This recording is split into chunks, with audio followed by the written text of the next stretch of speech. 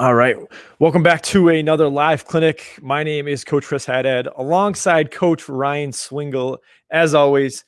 Our guest today is Coach Chris Johnston. He's been on with us before. He's coming back on again to talk about dealing with man coverage. Coach, thanks for joining us.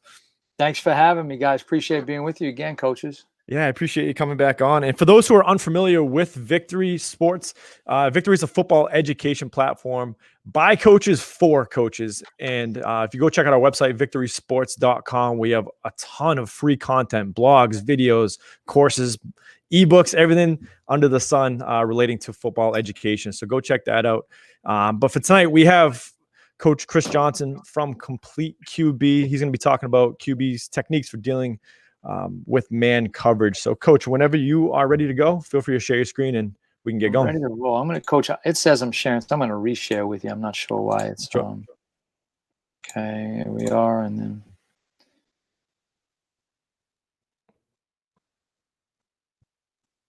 okay. You have me yet, Coach? Yep. Yeah, you're good. You can see me okay? Yep. All right, perfect. All right, good. Well, thanks for having me, guys. Always happy to be back with Victory Sports for sure. And I like talking about this topic in particular, Coach, because this is, I think, the clinics that are the most valuable are those that we get a look at ourselves and have that opportunity to kind of dig ourselves out from a hole. I used to have a coach that said 70 degrees and sunny is really easy to coach football in. I don't know if that's exactly true, but I do know that when the wheels start to come off, that's where you earn the paycheck, and that's where you figure out just how good a football coach you are, So this is a fun topic, and I named it, and Coach, when you and I talked, we said quarterback techniques for dealing with man coverage. It's really more about dealing with the blitz, not so much the man coverage that comes with it, and just making sure that the wheels don't come off before we can complete the football, So I'll start with just my contact information. If anybody wants to reach out, please feel free to do so. There's going to be some resources that I'll reference tonight that you can certainly always reach out to me and just say, hey, Coach, can I get this or that? Got a lot of feedback from the last time we were with you, Coach, a few weeks back, which I thought was great. And a couple of the things were real popular. We had I think I did the in-season scouting template, Coach. Mm-hmm. I should have put that on the market, Coach. Those were going like great. So I was happy to share it with the guys who did reach out. But my email is coachjohnston@completeqb.com. The most routine mistake we encounter is no T in the last name. So please don't forget it, coachjohnston@completeqb.com. And you can also get us in a few places. This first resource, I think, is probably the most important right now because there's a ton of free stuff on there right now. If you go to our YouTube channel at completeqbvideos.com, Complete QB videos at YouTube, you'll get whatever. There's something for just about everybody on there now. We're constantly updating things. Coach, you and I were talking just before we came on air about some of the stuff that's there, and at our blog, the In the Pocket blog on the Complete QB website. But that stuff has a lot of resources. Also, please follow us on other social platforms. Complete QB and Twitter, we're at Complete QB on both. And then at Instagram, we're at Complete QB 2000. I guess about 10 years ago, somebody beat me to Complete QB when they were doing Instagram names. Yeah, I hear you there, Coach, with the victory.com as well. Yeah, a little slow on the I could have been born better at social media, Coach. Hey, Coach, if you don't mind, Coach, do you mind just hitting that hide button at the bottom of the screen? I believe that should just hide the sure, there we go. And better? Yes. Yep. Coach, with me, it's like teaching your grandmother how to use email. No, this is perfect now. Yep. All right. So first thing I want to get into is understanding blitz action. So some of the things that we commonly find that are problematic for us, and some of this is going to pass off. I promise you this is not boring clinic talk. Stay with me, guys. But some of the common issues are really, really simply explained. Number one is QB confusion. And, Coach, you've got a defensive background, Coach Haddad, correct? Mm-hmm. Yep. And so I know that for you, you want a confused QB. You want a guy who's scratching his head and chomping on his mouthpiece trying to figure out what the hell people are doing in front of him. That's your ultimate goal in life is to create that. Also to create a feeling. And a lot of this stuff these issues are perception issues, that we have a lack of options. I always like to boil it down when I'm in a meeting room with guys for the first time that we talk about blitz action, understanding we both got 11. They don't get to play with 13. Now, when things aren't going your way and there's another team's being effective at getting to the quarterback and being disruptive with blitzes, it can feel like there's 13 or 14 guys lined up against you. But we got to remember that we got options always. If they choose to bring pressure, we've got options to compensate for that, to vacated areas for sure. Quarterback anxiety, and those two are very closely interconnected, I guess, confusion and anxiety, because once a quarterback gets thrown off a little bit and has that lack of confidence, that leads to an extremely anxious quarterback. And I think all of you, coach, both the coaches on me tonight know that if you've been around quarterbacks, you don't want a quarterback that's feeling a lot of anxiety. It's just not a good place to be. You need the most confident and comfortable and in control guy on the field's got to be him. And then the lack of confidence. The reason I didn't put lack of quarterback confidence is this spreads very, very quickly. It's highly contagious, a lack of confidence against a team that's blitzing effectively. And it spreads, whether it's guys start snipping at each other, or wideout saying, I was open, why didn't you do this? Or running back saying, I didn't know that's who I was supposed to pick up, or whatever it is. It's just, it has your offensive unit in a place that you really don't want them to be. They feel like they don't have any answers. And I think the stuff that we're going to talk about tonight, what I hope is, if you bite off, or you take a bite-sized amount, I should say, and try to apply it to what you do offensively, and taking into account the type of athlete that you have, the makeup of them in terms of football IQ and all that, I think that what you can end with as you incorporate it is not a feeling of complete panic when it comes to blitz action. And that's really what I think we want. So, yeah, and coach, I'll even add to that. It spans across all levels. If you remember this past year, I believe it was Monday Night Football with Sam Darnold talking about him seeing ghosts. Yeah. I believe, so it doesn't just happen at the high school level. It's, you make that quarterback feel like that at all levels. No doubt. Whether you get paid to do it or you do it because you love it, it's alone. It's it definitely, I agree with you 100% on that. Yep. So what do we need? We need a pre-snap plan.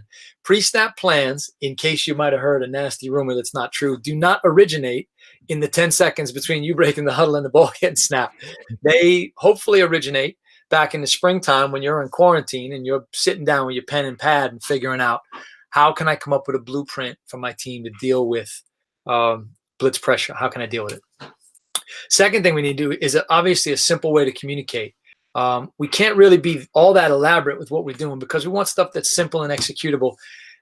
We want our kids to be able to react to blitzes and not be thinking too much about it. They see this, we do that, and just those sorts of simple things. Okay, so we have to have a communication plan that works. And then the opposite of what some of the common issues are, we want a confident quarterback, a guy who just feels in control. The butterflies are not raging in his stomach. The best way I could probably liken it, as we talk about high school and college quarterbacks, is the difference between when you're prepared for a test, and we've all been down that road of, when you've studied for a test and you prepared the way you should have, you feel good walking into it. You almost can't wait for the alarm clock to go off soon enough in the morning, because you're going to crush it on that test. The flip side is, and I have to admit that this has been me at least a couple times in life, that you didn't prepare the way you should have, and you're getting ready for that test. You're tossing and turning, and you're like, oh my God, how am I going to manage this on this test? So we obviously want the former. We want that quarterback that feels comfortable and relaxed, because he just knows what he's about to see. And a lot of things go into that, obviously, that we'll talk about. Prerequisite, a quarterback who knows coverage. So I just want to make this distinction that this is like, there's certain sequential math classes that you'll take that they won't let you take this until you've taken that. And like, depending on, you can't take geometry until you take an algebra, let's say, or whatever it is. I think the absolute prerequisite before we really effectively deal with blitzes is a quarterback. It'd be nice if everybody at the skill spot understood coverages really, really well. But the guy that I care most about are the guys that are in the quarterback group, that they know coverage as a prerequisite to us talking about what adjustments are going to be. All right. So that's a big prerequisite. Mm-hmm. That's like the level 1 course. You got to get that done if you want to have any success with this stuff tonight. So what do we have to do to get guys ready to do it? Well, there's some homework and some, I guess, preliminary stuff that we have to take care of. That's crucial. And we'll start with coverage reading basics for all skill players. What do I mean by that? Well, that happens a few ways. Right now, we're obviously in a position where we don't have access to our players. Unfortunately, we don't know how long that's going to be for. So it's a good time right now to, and however you want to do it, coaches, I know that some of the ways that I like to do it is to publish huddle videos. And I usually start with really, really basics that I have, like the seniors and the multi-year varsity guys like rolling their eyes like, Coach, come on, man, do we have to go over this again? But I like to do it on a drip. And so, like I said, some of the older guys get frustrated because as I release the videos on a drip, I talk first about very, very basic things, areas of the field, responsibilities, our routine as we look at the defense and all of that. For anybody that wants it, I have a clinic presentation PowerPoint that I've presented many times that I'm happy to share on giving your quarterback confidence in reading coverages. So if you shoot me a note, I'll be happy to share that with you. That's a real good place to start. But the video thing, if you're not currently using videos and huddle guys, I think that you're probably missing out. If you're intimidated by the technology, I'd say don't be. If you have an iPad, an iOS device, or any kind of tablet for that matter, and just any kind of writing stylus, like my baby is my Apple Pencil. Coaches, Ryan, Chris, you guys use this at all, the Apple Pencil? No, I haven't. You showed me it before though, and you gotta get on it. Yeah. I don't know when your birthday is, Coach, but ask for it. Okay? And it happened. Yeah, I'll say it was last week, but we'll talk about that after, Coach. Yeah, absolutely. All right. So whatever you asked for, you blew it. You should ask for an Apple Pencil. So the ability for you to just create, and now with so many of the iOS devices, you have the ability to just do screen recording. It'll capture your voice plus whatever you're drawing on the screen. And you can control the pace and the content, and it's really, really helpful. It's just a great way to teach the guys from remedial up to expert. One of my quarterbacks has been bothering me now saying, hey, Coach, can we start doing some advanced stuff? Can we pick it up here? So it does give you the ability to create videos and drip stuff at different rates to your quarterbacks and your skill guys that you care about. Pick what checks are options for you, meaning I'm going to present 7 solutions for blitz action tonight. That list could probably grow to 10, but I think there's also, you can turn into a little bit of a scheme geek and just like overdo it with like all these things. The reality is like, just don't get your quarterback killed and try to complete some balls. Like that's basically what it comes down to. And I would like to say that going into a year, if I feel really confident that our group meshes really well and they're together and the culture on the team is great, then maybe you could do 4 or 5 different types of blitz checks. But the reality is you're probably looking at 2 for most teams, unless you got just a phenomenal group of athletes who are very, very high achieving. I'm on this coming Thursday, I think, with a nationally ranked D3 collegiate team with their quarterback. So I know that when I discuss things with those guys, they're at an academically elite place. That it's going to be, there's some ideas you could throw out that you may not be able to throw out to every quarterback group. I met with an Ivy League quarterback group from an Ivy League school 3 or 4 weeks ago. And those guys, you could tell they were just like beyond football intelligence, just like they had some brain power. So you have to make that assessment about your guys as well and pick what options make sense for your team. Got to come up with a list of signals, whether they're verbal or they're just signed physically. Come up with a list of what those are. Keep them super simple, but have some consistency as you do it. Make sure you have dummy calls, those sorts of things. And we'll talk more as we get into it about what those can mean. Making sure that there's a group period for checks.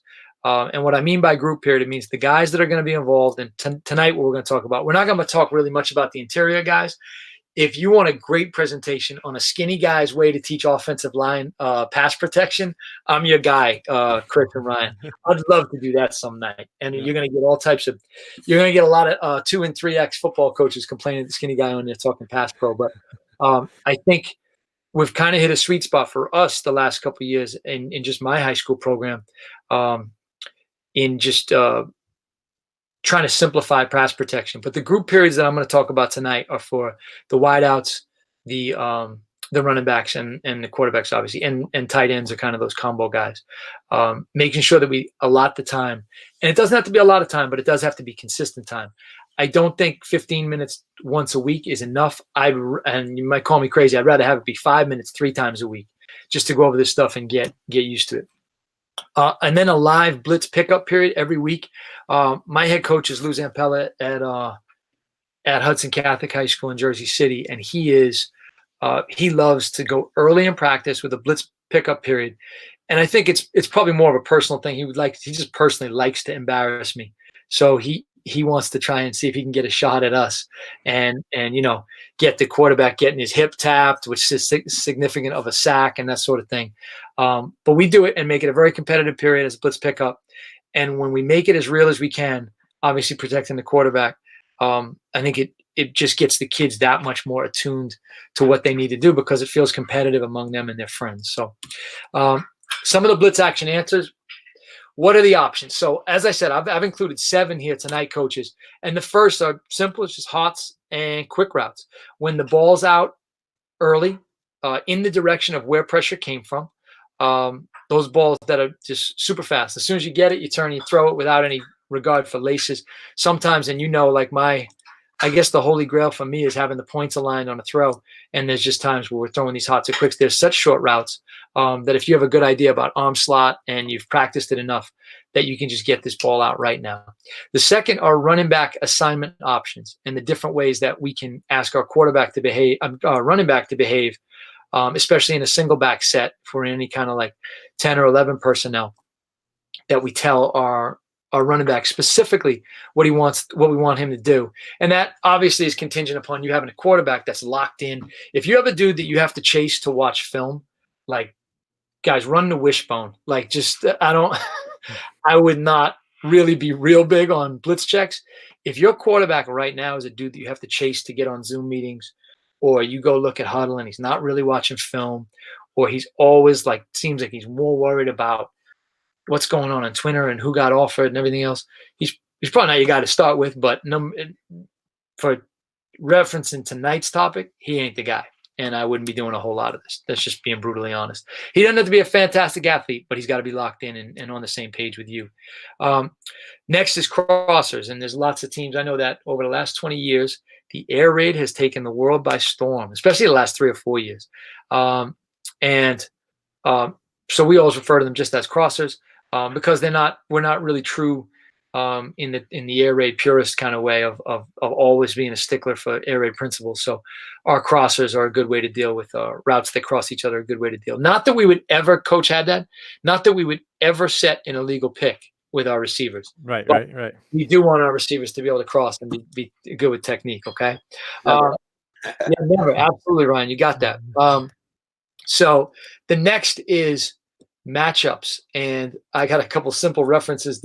If you got some good football players, then that option might be bump that up to number 1 on the list. If you have an athletic mismatch anywhere, just where it makes sense. Like if you can pick on the kid who looks like he should not be playing the position that he's playing against your guy, that's the matchup we're looking for. Pretty simple. Trying not to overcomplicate that. And so those first 4, I would say, are on the kind of the basic level.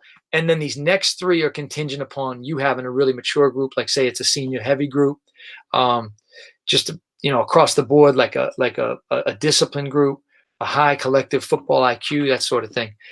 These next 3. And the first is screens. I'll talk about it when we get to that section, but I am a lot more comfortable with running back screens versus blitz action that's specifically in response to blitz action, unless we have a significant match out on the edge, a mismatch out on the edge, or we have just a phenomenal athlete that's out there that we just feel like we'd be remiss if we didn't put the ball in his hands.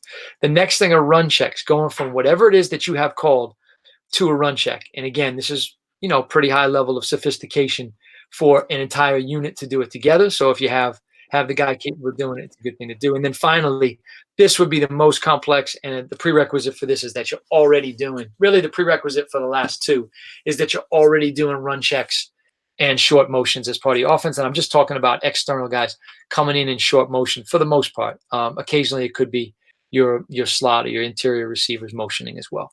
So those are the options that we're going to look at tonight, guys. Okay. Yep. All right, good. All right, so let's start with the first one, the hots and the quick routes, okay? So our priorities, obviously routes that fit your people and make sense for the type of athlete that you have. If you have like a really, a tight end type that you could just have as a tight end or a flex guy, then, maybe sticks are really good for him because he could play, basketball box out on getting the football in his hands. The second are the family of routes that I like the best for the hots particularly against edge pressure. And those are stick routes. And I'll tell you something about the way that we run the stick route in a minute. Speed outs, the top out that are shortest top out at 5. So we're catching the ball when we're already upfield a little bit. And then what I just call now routes, which means you're just going to angle down with your inside receiver to the vacating blitzer and just look for the football on that path. A note about sticks, guys. I know that a lot of people teach the stick at a 6 and a turnaround, and I teach it typically at 4 yards. And the reason I do that is just if it's against just regular coverage, for a linebacker that's opening up to get into any sort of drop, if he's starting at, let's say, heels at 5 typically, then his open is going to take him to like that 6-yard level. So I would like to live underneath that if I can, and if we just catch the ball and we get tackled immediately, so be it. We've got a 4-yard gain. Let's say we're 2nd and 6 or whatever. But I don't like it being at 6 because I feel, at least for us, when I first started installing stick routes for any kind of practical reason, was probably like 5 years ago. I didn't really use them all that much before that. I found that we were collisioning too much or on too close a plane with the linebacker and allowing him to get involved in that route. So I just didn't like it. So we went to a 4, and actually I went down and visited with June Jones when he was still at SMU. I actually met with Dan Morrison, his offensive coordinator. It was probably one of the most productive meetings I've ever had. Now, they were run and shoot guys, and I wouldn't describe myself as a run and shoot guy, but there were so many things that they do that are applicable to passing offense that I thought was really helpful. And one of the things that Dan Morrison, he kind of turned me on to that idea, was running the stick to 4 yards, and I've stuck with it ever since. I like for the hots and the quick routes to always be coupled up with an outside vertical for 2 reasons. Number one, if for whatever reason something goes wrong at that route that you've identified as a great pre-snap look, then and it's just covered up and it's not there, or somebody just, there's a slip and fall from the guy that you were keying pre-snap as your guy that you were going to throw that hot to. The safest ball that I can think of are what are usually your good matchups to the outside, and your worst scenario is that you've got somebody in a decent shot to catch a football, or just be able to throw the football away. Throw it in a safe spot outside. I like to always couple up these hots with automatic vertical routes on the outside. Personal preference on that. It's knock on wood. It's been pretty good for us, The other thing that I like about this is they're easy to practice. You can get a whole lot of volume, I think, on the practice drills and repetitions that you can get just showing pressure. And it can be as simple as lining up 2 outside backers and let one of them maintain his normal depth, his normal height, and then bring one of them during the pre-snap cadence and let your quarterback and your receivers just get used to just going through that check. And you can do that. It doesn't have to be a full-on group period. That could be during any sort of extended individual period, I think, And I just want to, Coach, I'm just going to jump and show you a quick video related to this. And we're going to just a little bit of video here, Coach. Yep. Coach, we solved the puzzle that we had last time. I've just got drawn up here. This is at Complete QB Stadium, Coach. I don't know if you've ever been. It's an unbelievable venue. I recommend it. And all we're doing, you see me with the Y here, I'm just running that stick again to 4 yards, and it becomes a really simple. The one thing I think we got to put a lot of energy into is just making sure our quarterback's arm slot is good. The H over to the left, obviously, on a speed out. Again, that's a favorable leverage throw to a quarterback seeing pressure coming from that side. And then the now routes that we talked about, which just can be 45 down, replacing the heels or roughly thereabouts where that blitzer originally was. The next thing that I mentioned was just making sure that we couple it with verticals on the outside. I'm obviously not much of an artist guy. These offensive linemen are the biggest in history. They take up the entire hash to hash, 17 yard, 53 feet area or whatever. So our linemen are not that big. I wish they were, but they're not that big. So this is not drawn to scale, but that's just a little quick peek at how I like to do it from a video perspective. Coach, any questions on that first section there? No, that's perfect. I have one, but I'll wait until you get further into it. All right. We're charging $5 a question tonight, Coach. Yeah, that's right. All right, running back assignment options. So what do we care about here?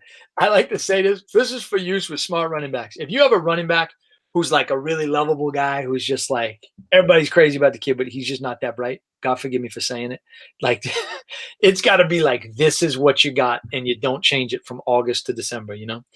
This is if you want to have the guys who can just kind of on the fly. Because if you got a really bright quarterback paired with a running back who's just not really getting the concepts, it can be really tricky. I've learned. The first option is pass protection, and that's specific protection help. So he may have a rule that's his general thing, but if quarterback determines it, I put a lot of this on the quarterback. Again, doesn't have to be a spectacular athlete, but I do expect him to be a gym rat with the film and have reasonable intelligence. He's going to tell the running back specifically where he wants him to push. The route options for him, mine are really simple, and my two favorites are swings and flats because I think they're the easiest and the cleanest to get away to the side of the blitz pressure.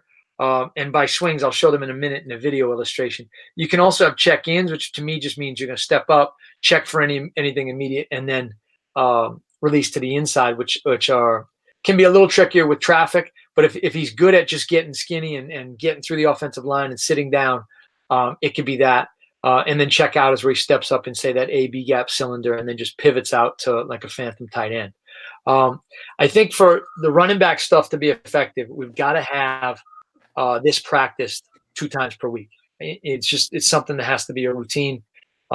We can't just talk about it on the board and not reinforce this. And I've talked to coaches who've told me that their mistake has been just trying to make it so that going heavy on the academic side and showing them a lot of film. But this is something we got to physically do for sure. And I'll just show a quick thing on that, coach, as well, just on what we can do with our running backs here. So obviously the first thing we talked about was the route. So we have the swings. And then for me, the flat just means that he's getting the line of scrimmage, but he's not waiting till he gets to the line of scrimmage to look for the football. He's already looking over his right shoulder. So if you got to bail quickly and get that ball out, you have the ability to do it. You obviously want to release the back in the side that you think is the most effective. This is the check-ins that I say you check and then pivot in, and then followed by the check and the pivot out. For me, the most basic way we teach it is to the side of the pressure. Sometimes you get a quarterback who's really comfortable and he starts to check a guy opposite the pressure, that's a preference thing for sure. And then the other thing we talked about was pushing a running back opposite what his original assignment was. In this little example that I drew up here, I'm going to draw in some inside linebackers as well. And the inside linebacker to the right was his original. Both the linemen were covered to that side, so that was his original responsibility, was that inside backer with the box around him. What the quarterback's saying when he gives that running back the assignment to go get specific pressure is that I, as the quarterback, am now responsible for that linebacker who is got the box around him now, who's not showing blitz at the moment. So important distinction there. And if you want to do it, I think you've got to practice it and make sure you have the right group of guys that do that. Crossers are a constant friend to the quarterback, I think, and I'm going to show a little bit of film on this in a second. It's a natural disadvantage for defenders because we're doing 2 things. So let me put on my defensive hat for a minute and say we're doing 2 things here. We're doing 2 things. We're trying to send pressure, and then we're also still trying to be sound in coverage. Those 2, Coach Haddad, as you know, are not. It's nice to draw it up on paper and you want to always feel like you're sound, but as a defensive coordinator, a team that's really effective with crossers, you got to pay a lot of attention to that, right, Coach? Exactly. Yeah. You can't just gloss it over like, get a bump on this guy or whatever the particular theme is that you're teaching for it. They're in a natural disadvantage. Let's take advantage of it. It's not always pretty. It's not like it's going to look on clinic tape most of the time, except for tonight's clinic tape where I'm going to show you. We basically throw a ball that looks like we're trying to throw a rock into the ocean and get a big gain out of it, just because we were mindful of it and we were looking for it, The wide receivers, the one thing I think you got to try and be sticklers on here is the wide receivers should have a tight cross path, meaning they get some sort of tight mesh as they cross, because it creates what is a natural pick, not an illegal pick, coaches, but a natural pick.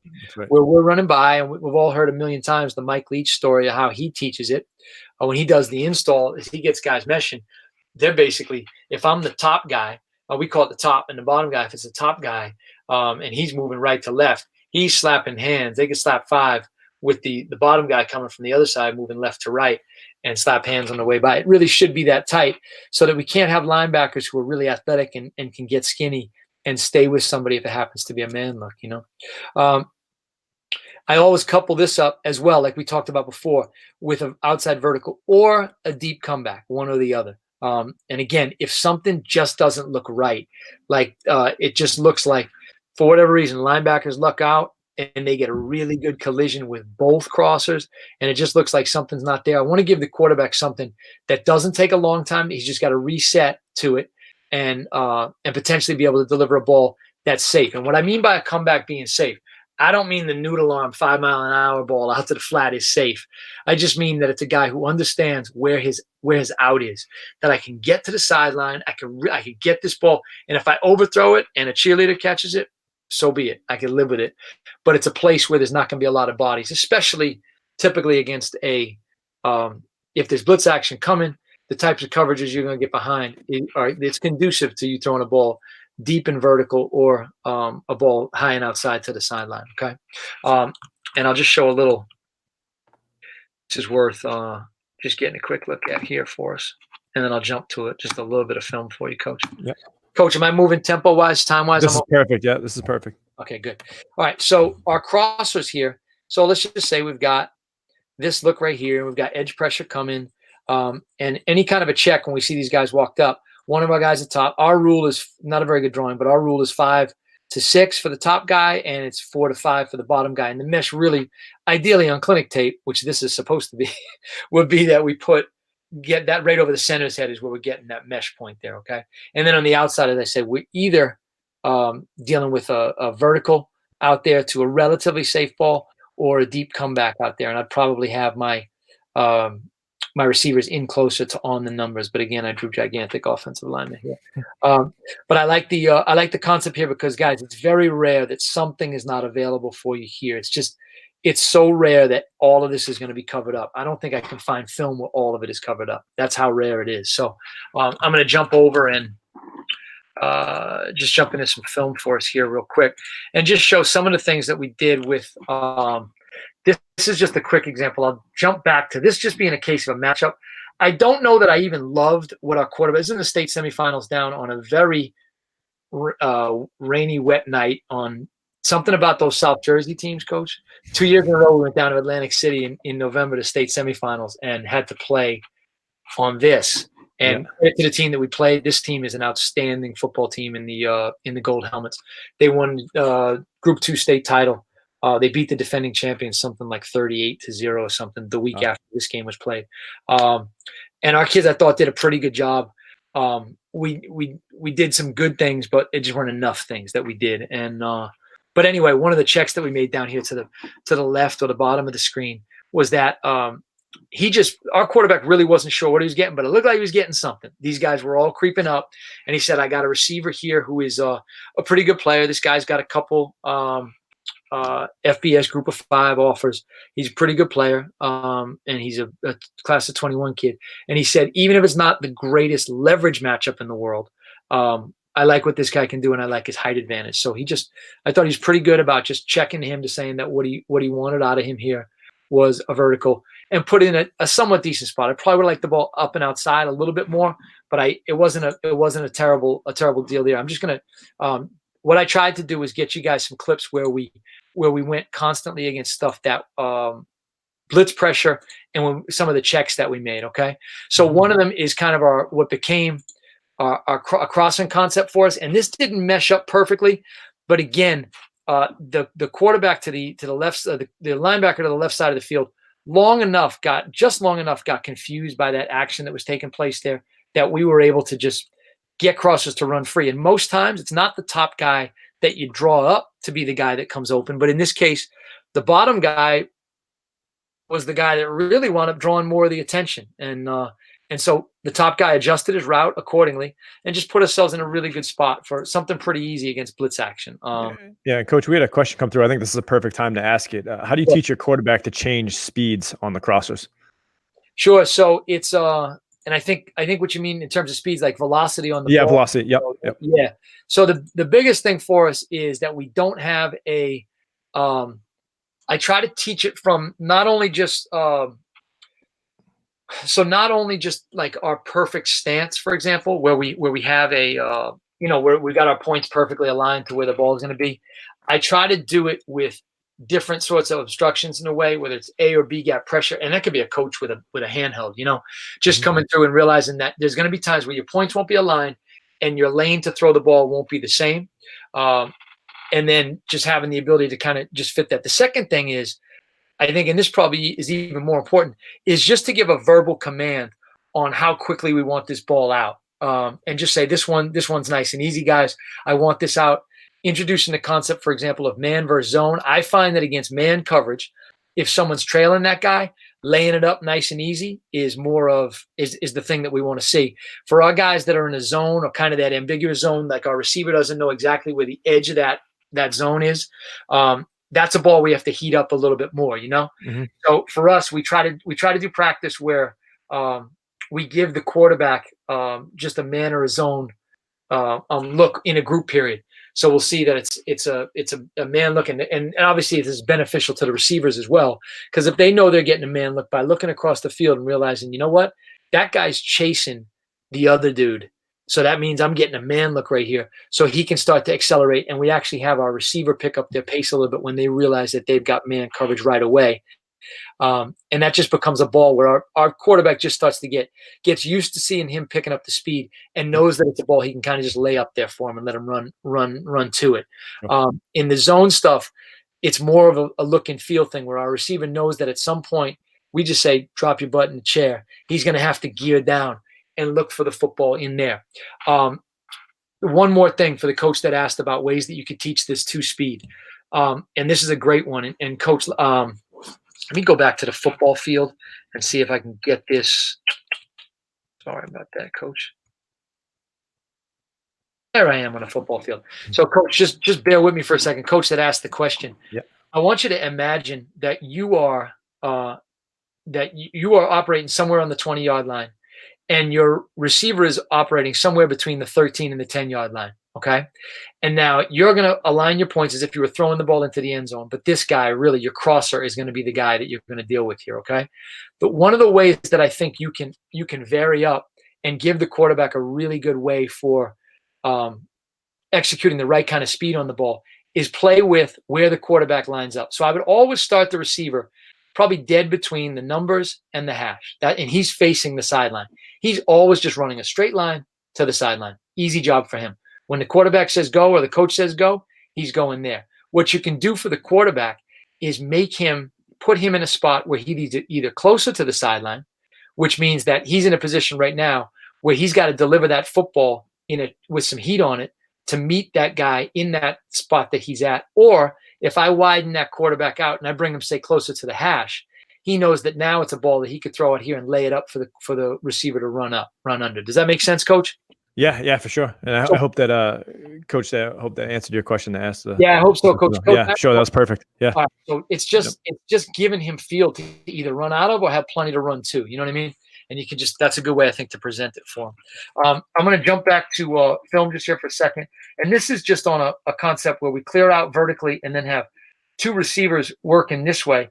And if you can either be a called play or you can just have your quarterback check to this to say, I want to check. We call this like a check flat. And on this particular one, when he knows that we've got doubles running in here, then our back after checking can actually start to climb a little bit because there's a really good chance there's going to be nobody home. And on this one, I thought our quarterback and back both did a pretty good job. I'd like to check for a split second longer and just be able to put ourselves in a spot where it's not a really difficult throw as long as you don't jack it up. Now I jinxed, watch, we'll throw a pick on it week 1 next year. I just jinxed us. So, but that's one example. And then I'm going to give you another one where we've got – oh, should have shut off the sound, Coach, huh?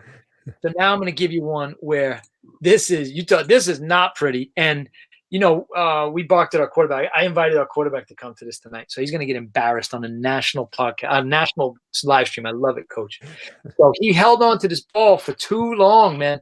But it was the concept fit with what they were doing so well that it didn't matter. He could throw this ball really, really late. So you're going to see crossers underneath in response to this was more a down and distance thing where we made this call. We got double inside pressure. We waited forever to throw this ball.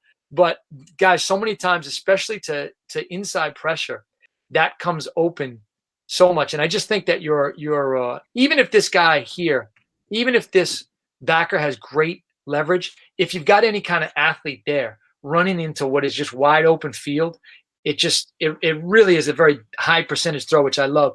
And then you've got, as we said, we like to pair it with that vertical route. So we have that concept of a runoff there for us as well if we are going to go to the crossers. And it's just a really favorable spot to throw the ball into, okay? I'd like to think if we got that ball out early, this kid's a really special little sophomore there.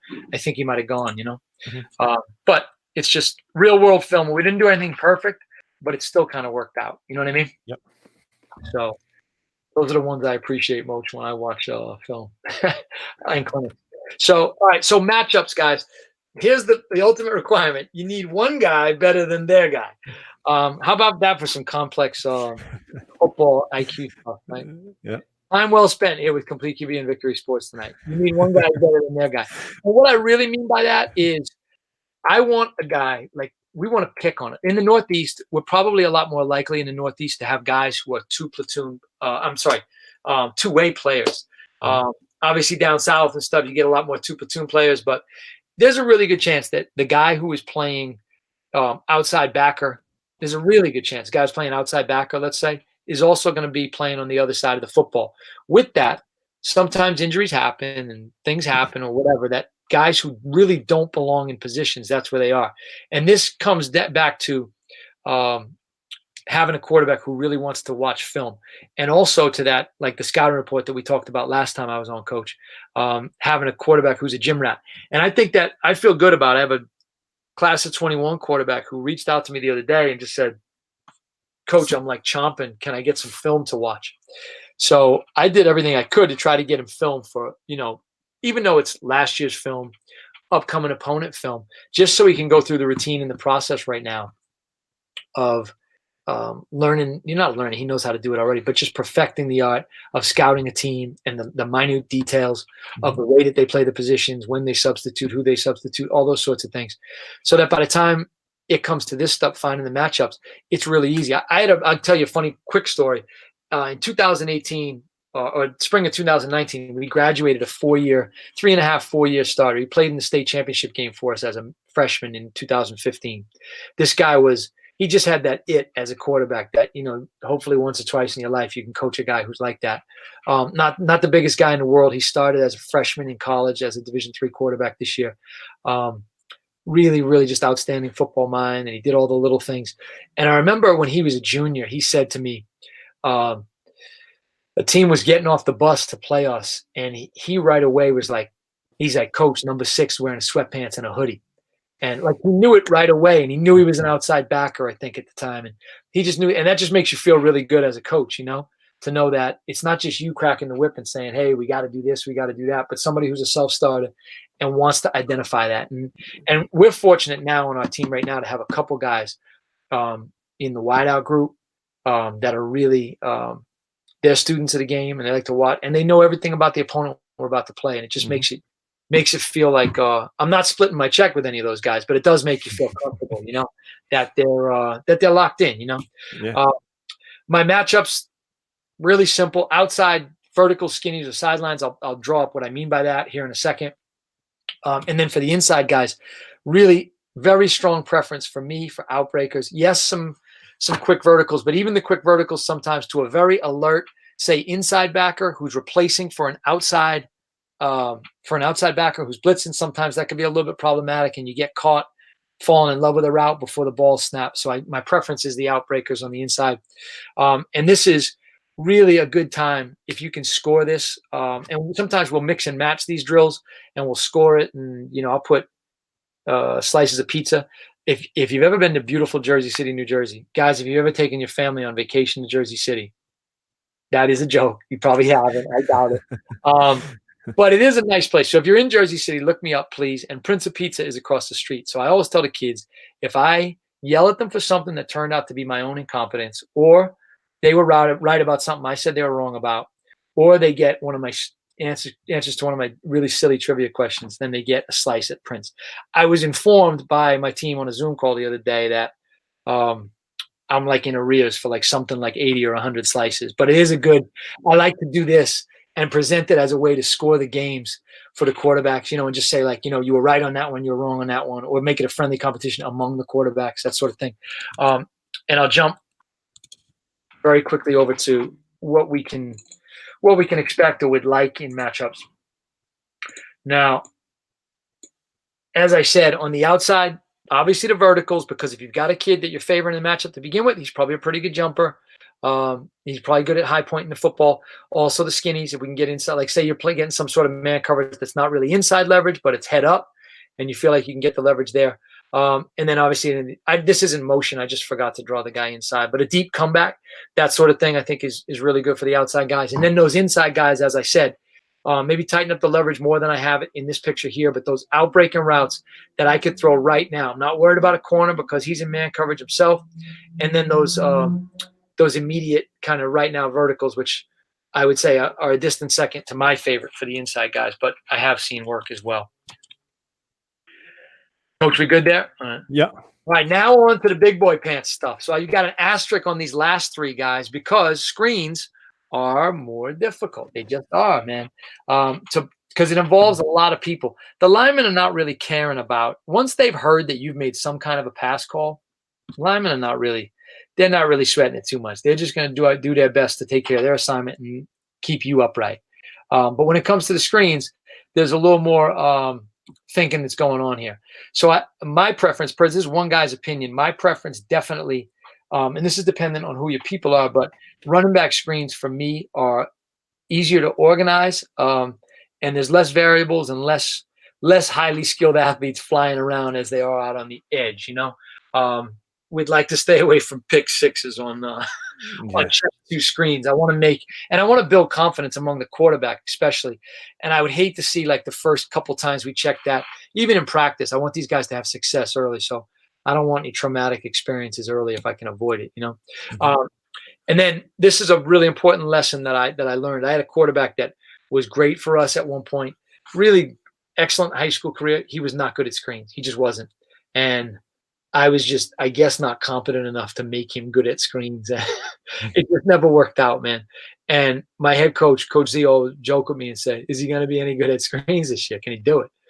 And I'm like, "This is the year." A classic Red Sox fan. So I get up for growing up in Massachusetts. So this is the year. And the year never came, man. And it wasn't him. And I always tried to force a square peg in a round hole. And just lesson learned for me as a coach. It wasn't his deal. And then QB eyes are really important. What I mean by that is quarterback eyes on this. The number one weakness, the top two weaknesses I see in the screen game for quarterbacks are a failure to get appropriate depth to sell vertical pass.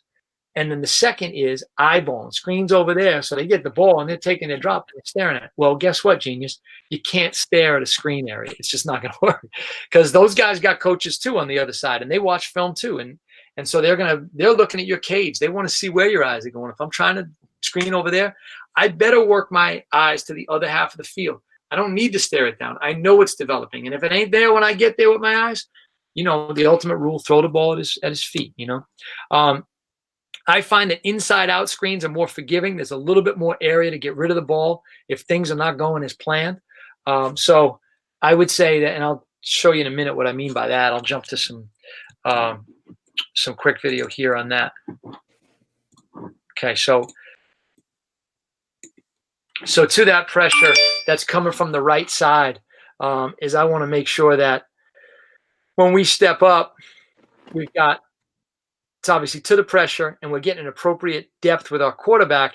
And remember, we talked about being able to signal this stuff and verbally or signal wise, just making some sort of call. Let me pause on that for a second, guys. What I really mean by that is some sort of, whatever it is, I don't know, like if it's on hots and if you call ice is just your dummy call you make all the time. Fire means there really is something hot now. We got to throw it. If you don't want to be that obvious, it could be something simple. It could be whatever it is that you want it to be. It could be at, home is your dummy call and overseas is your live call. And you're letting these guys know that we're screening to the right with a simple running back screen, something that's digestible for these guys. I don't like the interior screen or the middle screen as much for the running back, as I said, because I don't think it's as forgiving. if something goes wrong here and we start to get a peel back from this blitzing backer, it's, I think, a lot easier for us to just drive the ball in the ground to the outside, as opposed to in the traffic that lives in here where we potentially could have, no quarterback wants number 72 to catch his pass. It just doesn't. It's not a good thing. You'll remember it for the rest of your life. And then obviously we can get into some of the tunnel stuff on the outside and all that, but I only covered the running back screen piece right here because it's really, I have a strong preference for it. Happy to talk that stuff to any coaches that reach out. Next is, and this is increasing kind of up the pyramid of difficulty here, the percentage of guys that can make it work. These are the run checks. And this has got to be, I think when we design this, it's got to be keeping in mind how elementary the run read can be. Let's not try to turn this dude into Peyton Manning. Let's just make it a really, really straightforward. Like if your run read is an empty B gap, if he sees an empty B gap, he sees pressure, he doesn't like what he has in all the other potential things that you guys feel like you're good at in blitz adjustments, and he has that good old friendly run check to go to. If we got an empty B gap, check to something simple. For example, I would say 1 or 2 plays max that you practice over the course of the year, and no pullers or 1 puller. I'm not a big fan of, hey, we're going to have a false pull on this along with a real pull, or we're going to have we're going to run counter tray or something like that. I just think it's really complicated. The more guys that are moving around laterally in a situation where you're dealing with a blitz, I would much rather run underneath, especially exterior blitzes, edge blitzes, just run underneath them with a really simple assignment for our offensive linemen. And then I would make it as part of your weekly check period. So we do during like inside run periods, we do just checks, like check with me, and we'll call a play to one side and we'll give whatever our key call is and say opposite or whatever it is, just call an opposite. And our kids know that we're flipping it to the exact same play on the other side. So it's a good way to get them in the mindset. If you think that run checks for you are a good answer to blitz action, then best way you can prepare for it is to, kind of have a multi-purpose period where you really emphasize that. And if it's inside run that you're doing that in, just make sure at some point in meetings that you just let wideouts know what's going on and, or what sort of things they can do. Because if you're brave, you could package the play. So I've gotten called for a legal man downfield, I think 3 times in the last 2 years, or maybe 3 times in the last 3 years. I can live with that sort of percentage rate of times that you're going to get called, But if it starts happening more, you got to be a little bit more judicious with how you do it. But, I mean, why not? If you're going to run, say you're going to run quarterback power there, and you just want to tag a simple combination like a vertical and a speed out to it, and if they give you the leverage to it, why not? But again, this is clinic talk right now, coaches, because it really is dependent on how well your kids can adapt to it. And I think if you're going to do any of this stuff, you better be starting that. If we don't know when we're getting our kids back, hopefully it's June. More likely July, August. It could be September. We don't know. Yeah. So, I'm thinking really positively here. But we better have some preparation going on right now with this classroom style. I just don't see this all really coming together with run checks to blitz action if you just unveil it on the field one day. And then I'll just I'll give you a quick test drive on what I think we could do. Those 2 simple ones we talked about. One is just with no puller, one is with 1 puller.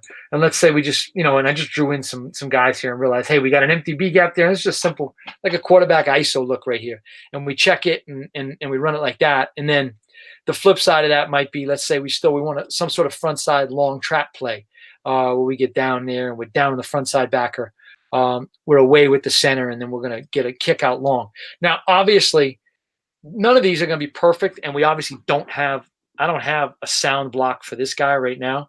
I could climb with him, but the one thing that I think we've got going for us here is that we have that counter action in the backfield. The way when we first teach this trap long play, the back's over here on this side.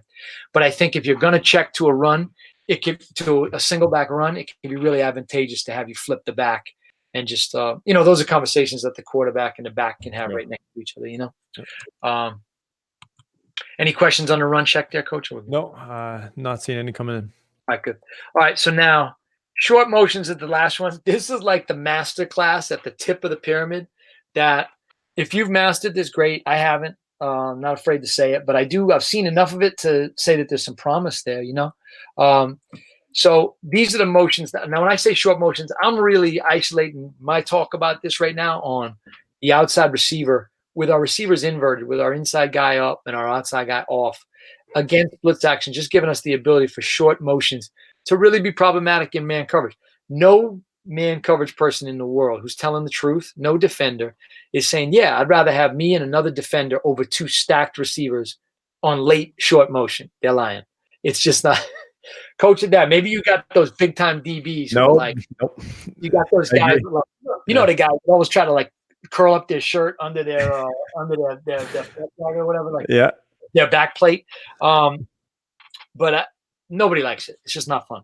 Yeah. So we're looking for that. If we can, as best we can, get a perfect stack at the snap of the football. And then don't be a clinic genius on this one. Like I would say, that's my friendly advice. Let's just make it easy, guys. Let's just get after it in a really simple way, and just run some basic route concept. Remember, the ball's got to be out early in all likelihood, and you've taken their advantage and turned it on its ear and said, now you've got the defense a little bit confused. So let's treat it that way. And my point is, I'm just being honest. It's not likely to work if you're not already doing this stuff with short motion. In other words, if you're going to try to do this, don't let short motion, the only time you do it is on blitz checks. I mean, it means you're just not practicing it enough. And why mess with it? This is a long list, guys. I give you 7 things tonight. If you can do 2 of these things effectively, you're going to be a really good blitz pickup team in high school football. Shoot, probably in college, Yeah. If you're in that 2 to 4 neighborhood, I think you're going to be really good at it. Jumping over here real quick, some of the short motion stuff. So I'm here and I've got receivers inverted and I'm motioning here, snap of the football with stacked, and a couple different concepts. First to the right over here, I'm just going to work a vertical from number 1, mandatory outside release for him, and then something that's going to work toward the middle of the football field with number, not quite a crosser, but more of like a sit, like a hunt. And if it's really tight, man, then he could just run through it. To the other side, we stack. We've got a speed or a square short out to number 2, and then what became number 2, the inside guy coming in and then just working to attack. This is obviously not Canada. These are not motions happening on the same exact play.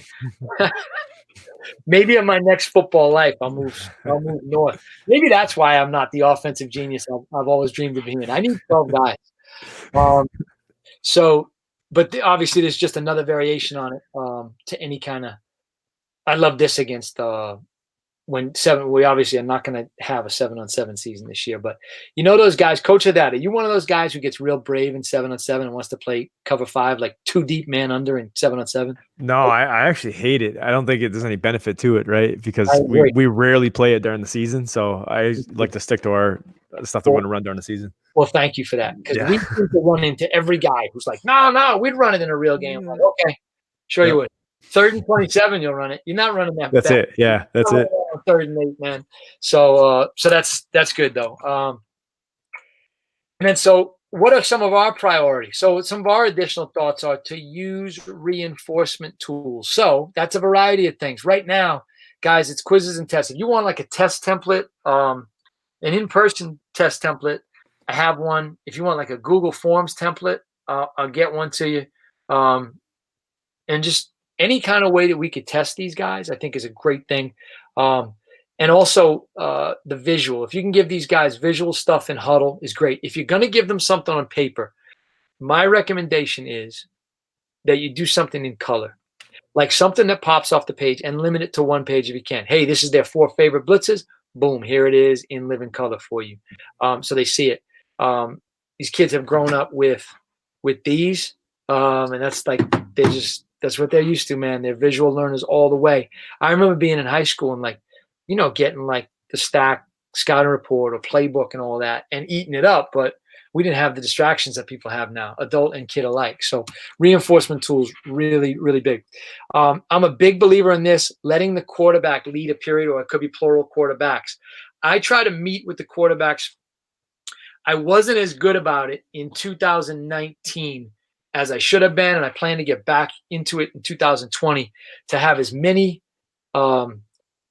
pre-practice meetings with our quarterbacks as possible. We used to in 2018. It was an absolute everyday thing for me, and I'm going to get back to it. I was not as consistent as I should have been, but it was just some of our staff configuration stuff and who we had in the building and who we didn't. So, but I like to have the quarterback be able to review the practice schedule with me. All the quarterbacks in there, so they can review it together, and then give them the freedom to lead, whether it's the blitz pickup period. For the most part, I was pretty fortunate in 2019. I didn't really have to run that. The quarterback I gave cards for the most part to my head coach, he's our defensive coordinator, so he loves running the defense on that period. So I'd give all the defensive coaches some hard copy cards, so they just had them, and they knew the variety of blitzes I wanted. They called what they wanted, when they wanted. I didn't choreograph it like that because I wanted it to feel real. And then let our quarterback lead on who he wants in there as the running back, what he wants as the potential check, blitz pickup, all of that stuff. So I think it goes a long way. And honestly, if you feel like you prepared your kid enough to lead it like that, honestly, it frees you up to critique stuff a little bit, And then one of the things that I like to do is I like to record that. I like to have one of our managers with an iPad record any sort of like blitz pickup period or anything from ground level. Only as far back as we'll completely get like any edge rushers in the picture. That's, I think, is a big benefit when you can see it at ground level. You don't have the benefit of the, like end zone up above or sideline or whatever. There's something about that blitz pickup period that I really like seeing from ground level. And I think the quarterbacks appreciate it too when they get in the film room and they're like, Coach, see, this is what I was talking about here, Yeah. Yep. Ask the quarterbacks and wide receivers questions. I think it's important not to have a massive ego. And I'm not asking you to, let these guys run the asylum. I just mean, like, what are you guys seeing? Is there anything that we're doing in protection that's a little, in blitz pickup that you think we could be better at, or anything you'd like? Let them submit their ideas. Those guys being invested in this is a big way. Now, they have to be the type of kid who's like, oh, Coach sucks. He didn't listen to my idea. It's just like, it's got to be a kid who's got some maturity to him. And most of the ideas I get, honestly, are mostly always good ones. I got a couple linemen who think they're running backs, and they come up with the craziest plays in the world. But my skill guys, for the most part, if they're a conscientious enough kid that they want to connect with you on that level, then they're usually going to bring pretty good ideas to you, Yeah.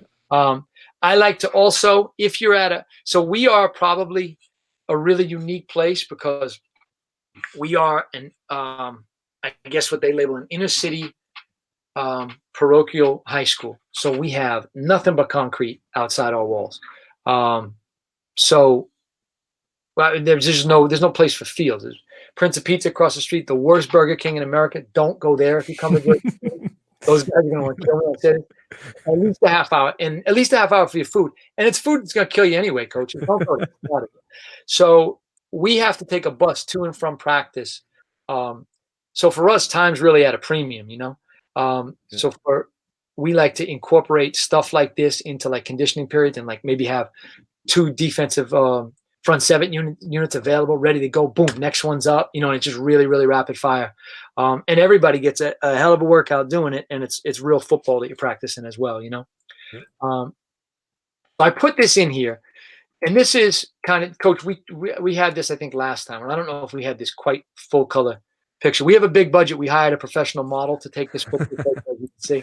So the 4 points that I think that to the coach that asked about how can I really be good at teaching what type of velocity to put on the ball. I find the guys that are the best at aligning these 4 points, your non-throwing shoulder, hip, knee, and ankle, to where they want to throw the ball. I got away from saying, align your points to the target, because they take target in their brain. They internalize it, quarterbacks, as meaning the guy. And it's not the guy if he's a crosser, because where he is right now is not where he's going to be when the ball arrives. So I like to say the destination. That's my new one, SAT word. Destination is what I've been saying now. So adjusting your points to that spot as you're ready to throw the football I think is a really helpful thing there. Okay. Coaches, I'm up for questions if you guys got them right now. Yeah. Actually, if you want to, okay. I was going to say if you want to finish, but I'm good right now in terms of just my wrap for. I will say this, Coach, is I'd like to have. So if it fits our schedule, we've been on either myself or Coach O'Flaherty or me and Coach O'Flaherty. Ryan O'Flaherty is my co-director, and he's going to be cursing my name. I didn't put a slide in here for him. I wish I did. He's just simple at Coach O'Flaherty. He's got a really simple Italian name to remember, Coach. At Coach O'Flaherty on Twitter. And you can hit us at Complete QB. You have questions for him. You can email him at coachoflaherty@completeqb.com. Both of us are getting with a lot of high school, not a lot of, but as many as we can manage time-wise, high school and college football programs to come into your quarterback group meetings remotely. Something we're not charging for right now, just as everybody's dealing with kind of this quarantine, just trying to, I guess, I hate to use the expression give back, but just trying to be involved. And I think sometimes it's really helpful to have a different voice in your quarterback meeting. Doesn't mean that you're doing anything wrong. And you could very well be a better quarterback coach than me, but it's a different voice. So if you're interested in that, you can shoot one of us a message. And if we have the availability, we will. I know that we're with a high school program down in Alabama tomorrow. We're with a college program on Thursday, and then we've got a couple college programs next week. But that's awesome. If we could fit you in, we certainly will make every effort to do it, guys. And then, just keep on checking out our resources for sure. We have a lot of stuff there, guys. If you can, go and follow us now on all this stuff, like and subscribe. And we've just got a recently relaunched YouTube channel that's in its infancy. So if you guys go there and subscribe, I'd really appreciate it. And if you can go jump on and like and follow us on all our social platforms, that'd be great too. Coach, I know you said you had at least a question from you back at the top. Yeah, no, that was great. And, again, to everyone watching, we're opening up the questions now. So if you have them, feel free to fire them on in. I just had one, and Ryan, I don't know if you had any as well, but and you touched on it, but just the communication process of talking to, your quarterback, seeing the blitz that's coming and relaying it to the hot receiver, right? Without giving away essentially what you do, but how would you go about that? I know you touched on it briefly as far as making a hot word and a dummy word, or but just walking through it, I guess fundamentally that process of communicating from quarterback to receiver. Yeah, sure. So what I would say, one of the easiest ways to do it is just, it could be colors, it could be, I don't know, it could be country names, it really could be anything that you want.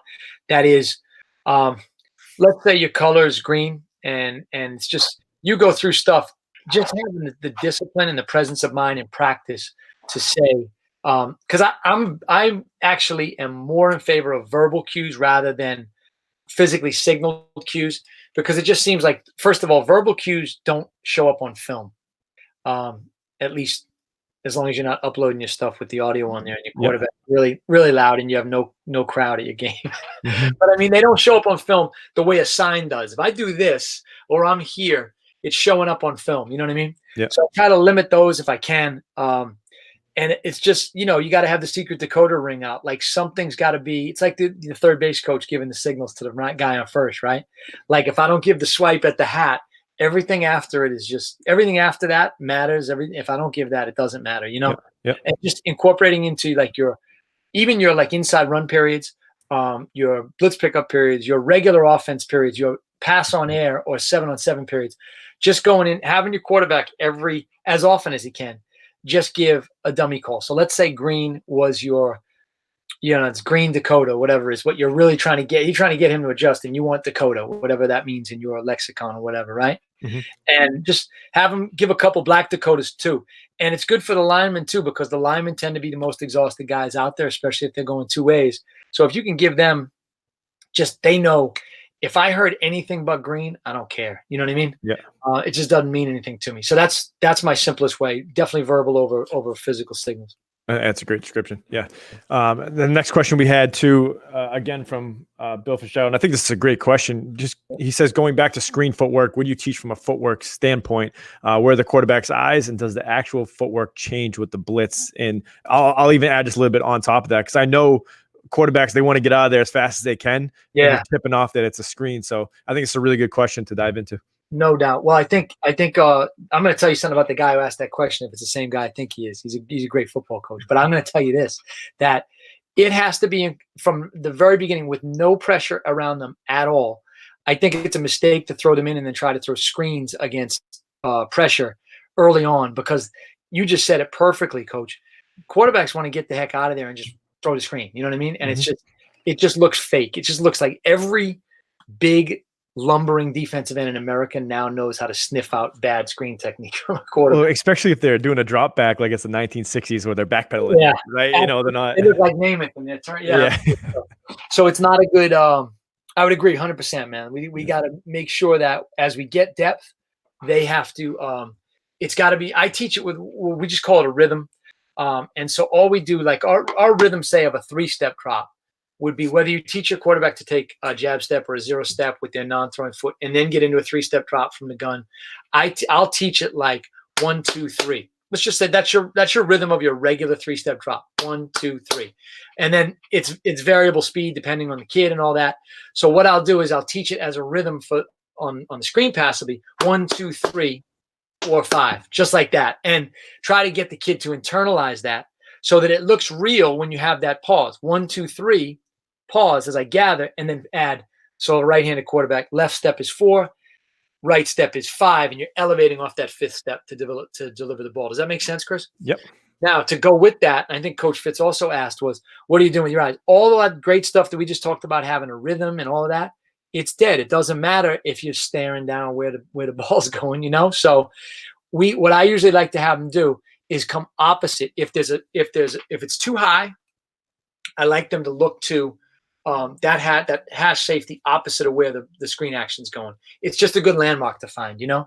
So as I get that depth, as I come here, I get that depth. My cage is going that way. That's telling defense a lot. And that is a lot more indicative of a guy who's about to throw the football downfield. And so if a defensive end who's feeling your body language is like, I'm going to take this guy's head off. This is a legit deep pass. And then as we settle into that, that pause, now's when we can start to bring the cage back around to assess like what's going on over there. 4 or 5, elevate and deliver the ball. I think those one without the other makes the whole package useless. I think. For sure. You know? For sure. And so that Coach Fitzgerald right there was an outstanding coach. I'm going to embarrass him on this, Coach. Bill Fitzgerald's the head coach at Seton Hall Prep, and he's a guy who he was probably coming on here tonight to see me slip up, see if he could catch me making a mistake. But he's done a fantastic job at Seton Hall Prep, and as much as I can't stand the New York Jets, they did recognize him as a Tri-State Coach of the Week one time last season. So awesome. Right, what do you got, Nathan? Yeah, my one question was, I know you briefly touched on protections, and that's a totally different topic that we could spend an entire night on. But how much freedom do you give your quarterback, whether it be in a blitz situation, a man coverage ID, to check that protection, or do you keep it more built in within the play call or on the center or the O-line? Yeah, so that's a fantastic question. My preference is if I have a quarterback who's a good thinking man, I've evolved over time to where I'm at now, which is to let him control where he goes with the football more than worrying about moving, trying to move multiple bodies. If he can easily give a check that's going to have receivers running routes that one of them is going to wind up being open, or he can either elect to pull the back into the protection or release the back where he wants. I feel like it's a greater degree of ownership and a higher success rate. Before about 3 years ago, I guess it was, I used to have the quarterback heavily involved with that and really in a lot of ways more worried about protection. And now for the quarterback side of things, I'd rather have him do that. For the checks on the actual physical protection of the offensive line, I put the onus more on the offensive line now. Now, what winds up happening is there's usually some bleed. If you have a really high achieving quarterback with a high football IQ, he can do both jobs, and he'll be talking. He'll say O-line, O-line, O-line. You know, he's given whatever assistance call he needs or whatever. I am a big believer now. I've really come around to simplicity in offensive line protection scheme is the way for us to go. And I don't even know if I'd say that necessarily just at the high school level, because a lot of the college film that I watch, it seems like, and just talking to coaches, sometimes the complexity we find, I think, is unnecessarily complex, because most of the time when I see coverage breakdowns, protection breakdowns, and I say this to my O-line all the time, if you try to do 2 jobs, you're going to do 0 jobs. I can promise you that. So it seems like there's a level of confusion for guys. So I try to give them some really simple cues. For example, if we've got a tackle covered, right? And then we've got, and I'm sorry I don't have a drawing tool access here, guys. If I've got a tackle who's covered, and then he's got a walked up some kind of overhang, outside back or whatever, who looks like, so say it's a 4 technique, head up on the tackle, and then there's a walk up outside. And that's a tailor-made situation for some sort of assistance call. So I like for my tackles to be responsible, and I think it just gets them more involved in the game plan, understanding, watching film, all of that. For them to make that call, they've got to make sure that there's no immediate threat to the guard, just to their inside. And that's when they can make that assistance call and have them both fan and work out, for example, right? So I talked to you about, let's say that the companion to that is that we see some sort of interior blitz with that as well, or at least the threat of that interior blitz. That's where I think the quarterback's responsibility comes in. And he can say, I got a number of ways I could deal with this. I can take the quarterback, I can take the back. Either that's his pre-snap responsibility already, or I could take him off his pre-snap responsibility and assign him that potential blitz threat. Or I could deal with it some other kind of way where I feel comfortable. I can swing him in the direction of pressure. I can flatten him opposite pressure. Whatever it is that he feels comfortable with, I like to split it that way because I think it makes the responsibilities more focused, and it also, I think, gives more ownership to both of those groups. Does that make sense, Ryan? Absolutely. Yeah, that's great. All right. Well, Coach, I don't believe we have any questions. Coach Stan Hodgen asked, Coach Johnston, you better communicate with a butterscotch colored t-shirt. Listen, all the old complete QB people from years past are popping up. Coach Hodgen's a character, and wait till I tell my wife he asked about butterscotch shirt. One year, me and my wife in the next room, I'm getting stuff out of that one, Coach. So we had a shirt. This is a year when we probably had 21 national camps, right? And so I was a nervous wreck about making sure I wanted Vegas gold shirts were our color that year. And so we had a coach from our first site. We did a drop ship straight down to Tampa. I think it was Tampa, Florida. And I said, I got the coach on the phone when we were just coming from the airport. I said, Coach, did the shirts get there? He said, they're all here. Don't worry about them. They look beautiful. They're butterscotch. I said, butterscotch. It was the longest ride from the airport to the campsite I've ever had in my life. So Coach Hodgen's going to get himself a complete QB t-shirt. For sure. Butterscotch colored. That's too funny. All right. Well, I'm looking at the chat now. We're not seeing any more questions. Ryan, you don't have any more questions? No, I'm good. Okay. Perfect. Coach Johnston, thank you again for jumping on. We appreciate it. And again, at Complete QB, you can go follow him. If there's any more questions, if you're watching this after our live recording, feel free to reach out directly to him or reach out directly to us, and we can get you in contact with Coach Johnston. Coach, any last words before we sign off? My last words are, I'm going to hold you to. I want to come back and be the skinny guy teaching O-line on another presentation, Coach. Okay. We're going to book it. We're going to book it as soon as we're done here. Absolutely. Sounds good. And guys, please visit us. Please like, please follow, please subscribe. Complete QB. Thanks, folks. All right.